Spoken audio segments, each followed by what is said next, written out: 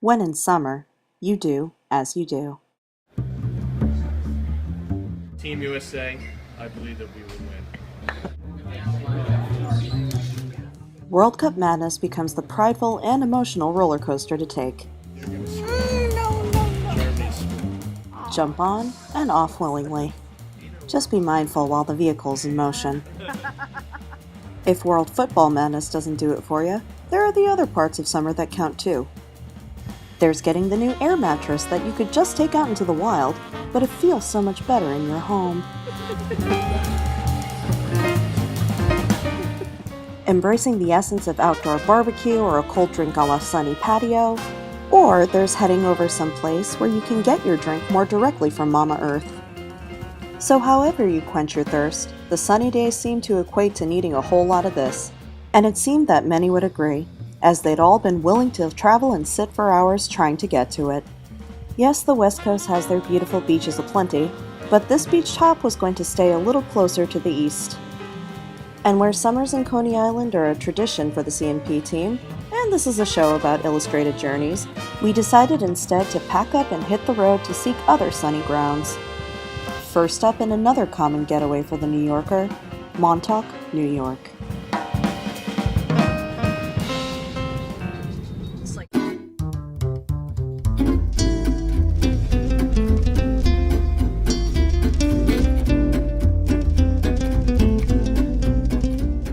The end of the string of pearls they call the Hamptons is one I prefer, as seeking out local eats at St. Peter's Catch is a favorite of mine, and a next-door neighbor to Montauk Brewing Company.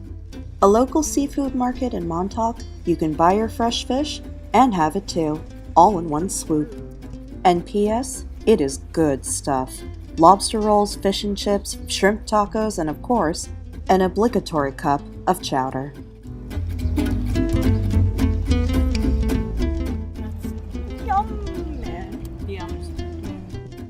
Only a few miles down the road, you'll find the Montauk Lighthouse, the first lighthouse of New York and the furthest eastern tip of Long Island.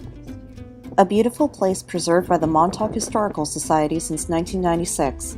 Once a place that served to help guide shippers along the waters, it's now recently been dubbed a National Historical Landmark.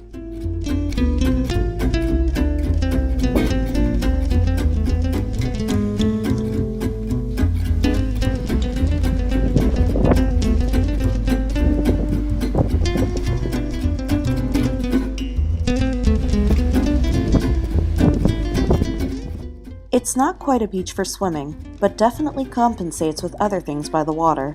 Whether you're looking to be king of the rock or have your bold Little Mermaid moment, or simply seeing a view from above. It's a place that offers you an otherwise relationship to time by the ocean. Absolutely no wonder to how it can inspire an artist. And with that, it's time to set off again, and next on our agenda, we're heading down to the Jersey Shore.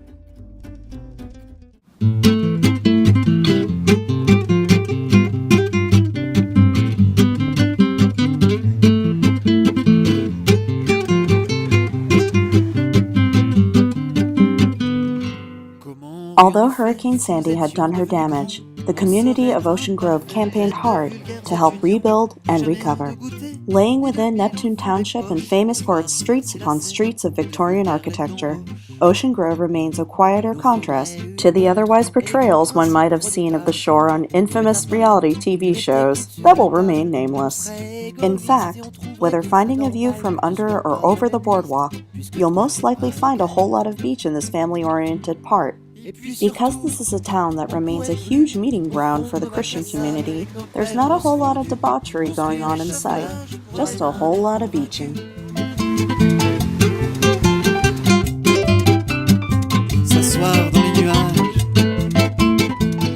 Ironically, if all you want is a beer, you just take a little walk down the boardwalk to Asbury Park. And, well, that's just what we did. Et leur joie d'être à demain, et l'organisation du temps. Toi tu ne serais ni princesse dans un château de papier mâché. Moi je ne serais plus voleur avec mon coffre en or percé. Food, friends, and joys that not even a hurricane could defeat. And while New York and New Jersey maintain their spirits, it's time to venture off a few hours to New England. In the last leg of this tour, that will be a few days in Cape Cod, Massachusetts.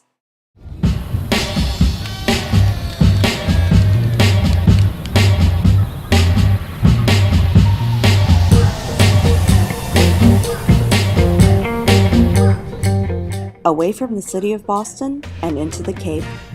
I'd never actually been to Cape Cod, but always lived vicariously through friends who'd come back with sordid tales of their summer bliss. It seemed like now was a better time than never to conquer this stretch of land for ourselves.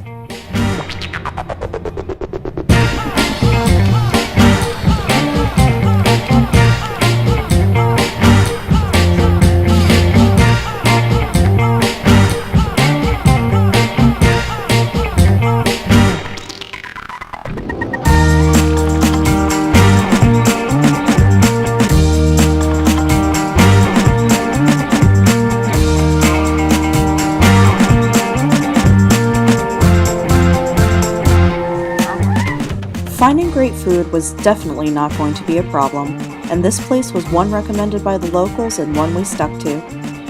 Friendly Fisherman in Easton, with fresh crab salad, lobster, and Eric's Holy Grail, fried clam strips, locally sourced, and dear God, so good.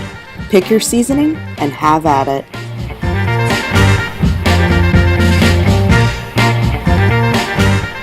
Of course, eating fried seafood was going to be evident noon and night. This was going to be a place where the sea creatures were going to dominate. After all, it was mostly their turf. So when I wanted to seek solace and not get attacked by thousands of vicious beach bugs, starting a new day here was the best.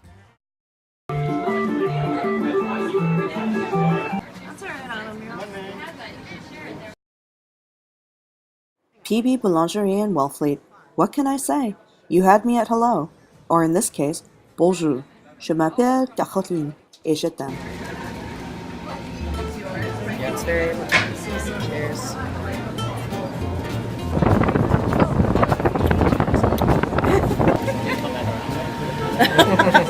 This place was definitely a small piece of gourmand heaven, with anything one could ever need for a fix.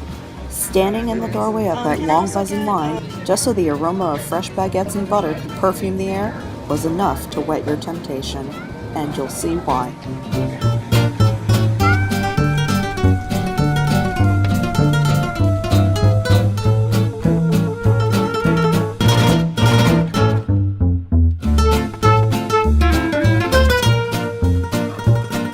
Great things in here I can't just... A francophile in me loves everything.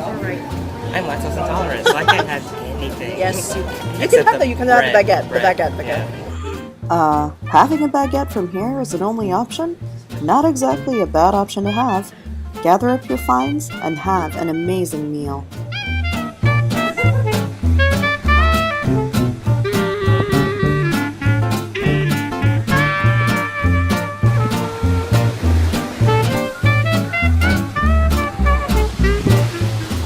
Of course, this would only be mere fuel to the day's events of beach hopping. There are over 100 sandy beaches in Cape Cod, and where the beautiful waves of Oceanside at high tide were enticing for the daytime, setting up shop on the Bayside area was in order for the evening.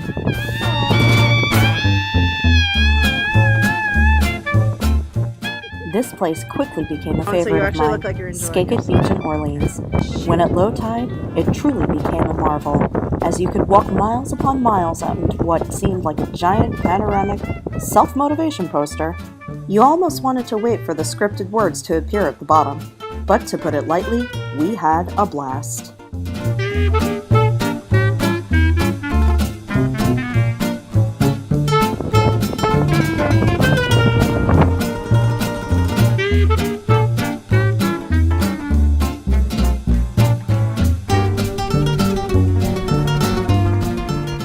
And then, when I thought things just couldn't get any better, Yes!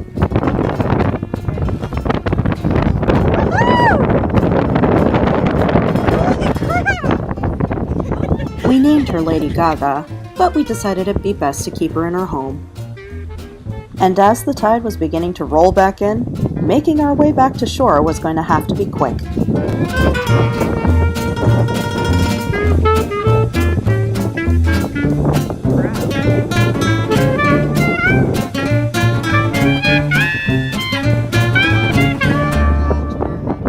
For us pedestrians, the tide coming in might hold us off a bit, but it was going to act in good favor for this man. His name was Rick, and he was attempting to raise 50,000 oysters. It's probably safer, but I'm doing it this way. So. Hey, this is pretty successful, I'd say. Yeah, well, we haven't had the water coming on yet, okay? The currents. Thank you. Curie, you wonderful soul, you.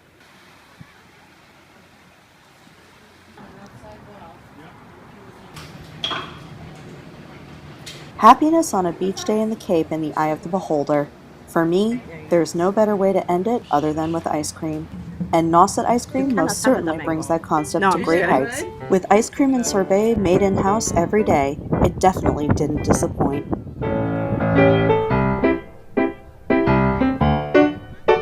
Marathon runner. Cape has a population of about 220,000 people who live here all year round. And of course, during peak season, the numbers only become bigger. Bigger numbers, longer lines, all for fantastic local and homemade goodness. It's worth it, of course, and one must be patient, but how long really could you wait for good food? How long would you wait for fried seafood? Well, let's ask a few people here. However long this line is. I don't wait. I'm from New York. Is that what we're all in for? We are all in for it. Oh, yes, as long as I've been waiting. Sounds like a good answer. Good food takes time, and when the day's done, a little white sangria and indoor s'mores never hurt either. A great wind down, and still, there was much more to come.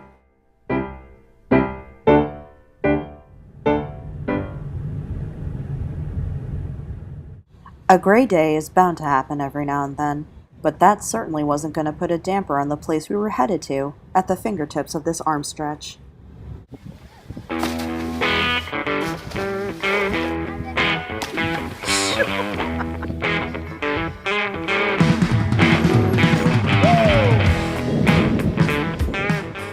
Provincetown, Massachusetts is a fantastic place on Earth, and completely colorful, a celebrated destination amongst the LGBT community, and serves as inspiration for artists and home for their work.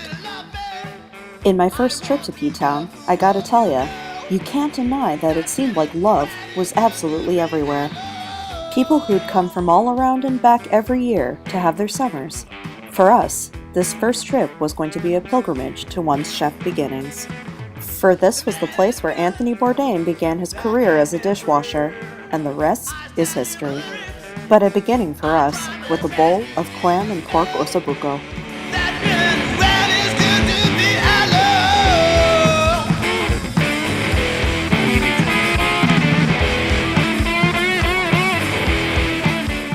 The view from the water already said much, as it seemed to tell its own stories, and as P-Town's history dates as far back as the 1700s, there were many to tell. One of which continues to be written by many from its prominent fishing community, such as this woman, Eileen, a native New Yorker who now happily spends her retirement doing just that in the summers.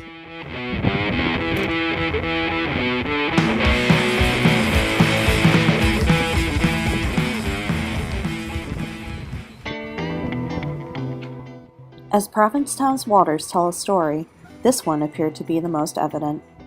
An installation piece entitled They Also Face the Sea by Uanogi and Norma Holt. Large-scale black and white photographs of the women of the Portuguese community's fishing heritage pays tribute right next to the place that tells it straight. They are represented as the vitality of how this place came to be, as most came over as immigrants from Portugal and the Azores. As the town's fishing industry began to decline, the art community moved in, leading to the opening of a school of art, theater companies, and population growth that eventually led to spaces, small businesses, and galleries that remain today. In addition to the efforts of the Fine Arts Work Center, there's also the Provincetown Art Association and Museum, operating as, quote, a nonprofit, educational, artistic, and cultural organization. It holds a large permanent collection in addition to the wonderful works from local artists.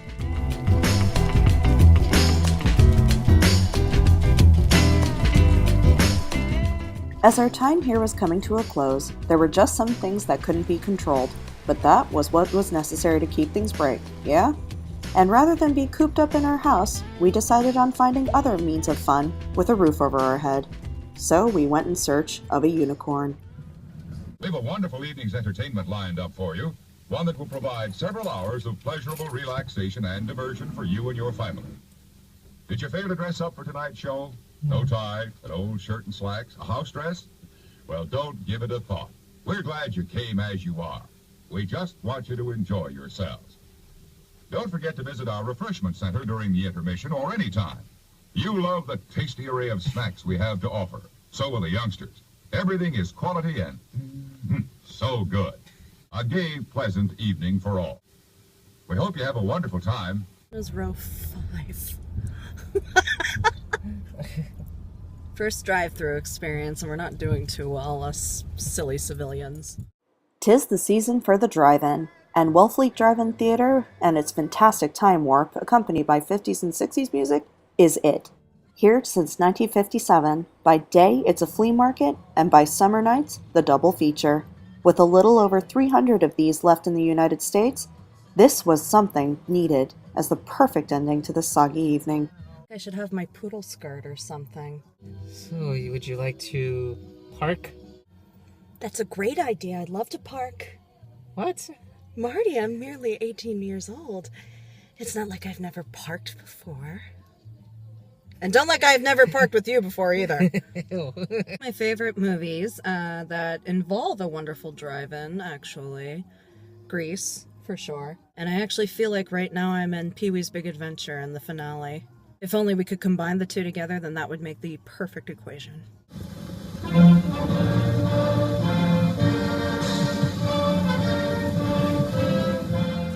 It's a little different being in your own pod and watching a movie with your car motor running so you can have air conditioning, but I can honestly say, without a shadow of a doubt, that this experience was so much cooler than anything 3D glasses could ever offer.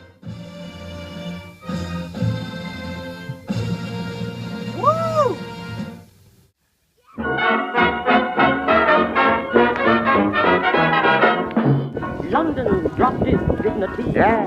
So has France and Germany. Yeah. All hands are dancing to a raggedy melody full of originality. Sing it, so. The folks who live in sunny Spain. Give it out. Dance to a strain they call the Spanish tango. Baby. Dukes and lords and Russian czars, men who own their motor cars, throw up their shoulders to that raggedy melody full of originality. Italian opera singers have learned to snap their fingers. Give it to 'em, baby. The world goes round to the sound of the international. International. The international ride.